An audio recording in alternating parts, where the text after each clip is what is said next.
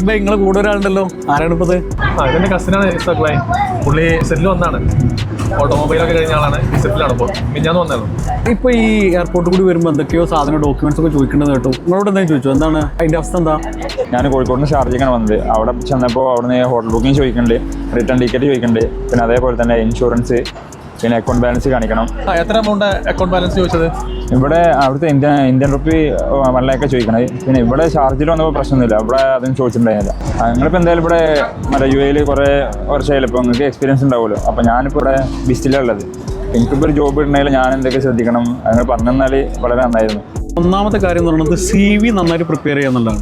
അപ്പോൾ നിങ്ങൾക്ക് നന്നായിട്ട് ചെയ്യാൻ പറ്റുന്നുണ്ടെങ്കിൽ നിങ്ങൾ തന്നെ ചെയ്യുക, അല്ലെങ്കിൽ ആരെങ്കിലും ഒരു ഹെൽപ്പ് ചോദിച്ചിട്ട് നന്നായിട്ടൊരു CV പ്രിപ്പയർ ചെയ്യുക. പിന്നെ രണ്ടാമത് ചില ആൾക്കാർ എന്ത് ചെയ്യും, ഫുള്ള് ഇമെയിലൊക്കെ അയച്ചിട്ട് ഇങ്ങനെ വീട്ടിലിരിക്കും. അതിന് പകരം നമ്മളൊന്നിങ്ങനെ എല്ലായിടത്തും ഒന്ന് കറങ്ങി നമുക്ക് പറ്റുന്ന ഏതെങ്കിലും ഒരു ഓപ്പർച്യൂണിറ്റി എവിടെയെങ്കിലും ഉണ്ടെങ്കിൽ നേരിട്ട് തന്നെ CV കൊടുക്കാനുള്ള ഒരു മാർഗ്ഗം നോക്കാം.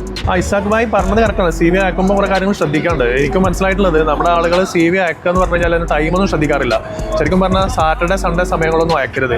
കാരണം അത് നമ്മുടെ ഇമെയിൽ അയച്ചു കഴിഞ്ഞാൽ അതിന് ഇൻബോക്സിൽ പോയി കിടക്കുമ്പോൾ പിന്നെ മൺഡേ ഓപ്പൺ ചെയ്യുന്ന സമയത്ത് ഒരുപാട് വൈകും. അപ്പോൾ നമ്മുടെ CV ഒക്കെ പെട്ടെന്ന് ശ്രദ്ധയിൽപ്പെടാനൊക്കെ ചാൻസ് വളരെ കുറവാണ്. പിന്നെ ATS ഫ്രണ്ട്ലി CV ആണ് അയക്കേണ്ടത്. ATS ഫോർമാറ്റിലായിട്ടുള്ള CV, ഈ ഓട്ടോമാറ്റിക് ട്രാക്ക് ചെയ്യുന്ന ഒരു സിസ്റ്റമാണ്. അങ്ങനത്തെ CV-കളാണ് അയക്കേണ്ടത്. കാരണം അതാണ് സോഫ്റ്റ്വെയർ ഡിറ്റക്ട് ചെയ്യുള്ളൂ.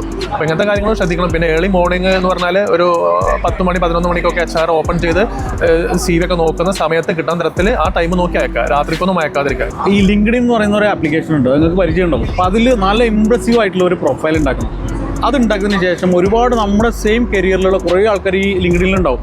അപ്പോൾ അതിലെന്ത് ചെയ്യുക, അവരായിട്ട് കണക്ട് ചെയ്യുക, എന്നിട്ട് മെസ്സേജൊക്കെ അയച്ചിട്ട് എന്തെങ്കിലും ഓപ്പർച്യൂണിറ്റി കിട്ടാനുള്ള എന്തെങ്കിലും വഴി ഉണ്ടോ എന്നുള്ളത് നമ്മൾ നോക്കുക. മാത്രമല്ല നമ്മൾ സോഷ്യൽ മീഡിയയിൽ കുറേ ഫേസ്ബുക്കിലൊക്കെ ജോബ് ഹണ്ടിങ് ചെയ്യുന്ന കുറേ ഗ്രൂപ്പുകളുണ്ട്, അതൊക്കെ വഴി സെർച്ച് ചെയ്യുക. അതുപോലെ തന്നെ വാട്സപ്പ് ഗ്രൂപ്പുകളുണ്ട്, ജോബ് സെല്ലുകളുണ്ട്.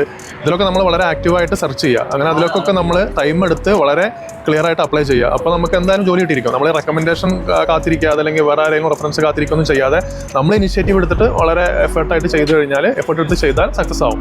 റഫീഖ് ഭായ്, നമ്മളെ സുഹൃത്ത് ഷെരീഫ് ഭായ്ക്ക് ഒരു ജോബ് കിട്ടണമല്ലോ. അവർ ഓട്ടോമൊബൈലാണെന്ന് പറഞ്ഞത്.